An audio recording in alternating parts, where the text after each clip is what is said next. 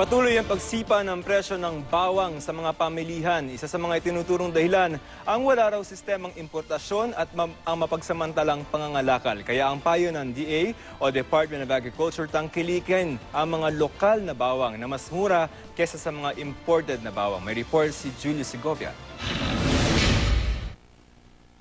2 container ng smuggled na imported na bawang ang nasabat ng Bureau of Customs sa Batangas Port kanina. Nasa 60,000 kilo raw ang laman nito at nagkakahalaga ng mahigit 21 milyong piso. Nitong June 1 lang daw ito dumating mula sa Hong Kong. Isa raw sa dahilan ng pagsipa ng presyo ng bawang ay ang walang sistemang importasyon at ang mapagsamantalang mangangalakal. Tila pinapalabas daw na may kakulangan sa supply ng bawang, kaya sumipa ang presyo nito sa halos 300 pesos kada kilo. Sa ibang probinsya nga, pumapalo pa ito hanggang 400 pesos kada kilo. Nung harvest season, ang laki ng import pumasok. So, sinell ng farmer ang kanilang product at 70 pesos per kilo.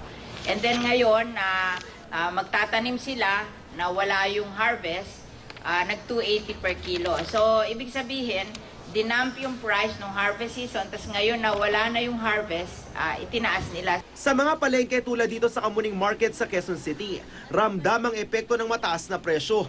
Si Arlene, 20 kilong bawang kada araw daw ang kinukuha sa supplier, pero ngayon, nagbawas na siya ng paninda. Kung medyo marami dati, nagbawas din po kami. Bakit?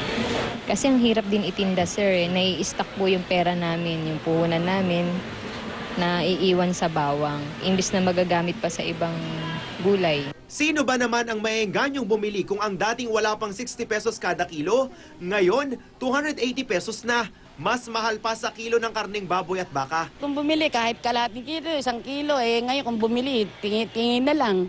Sa mahal nga, hindi ka na makagamit ng madami. Wala akong magagawa kahit mataas ang presyo, talagang kailangan bumili ng bawang, sibuyas, luya.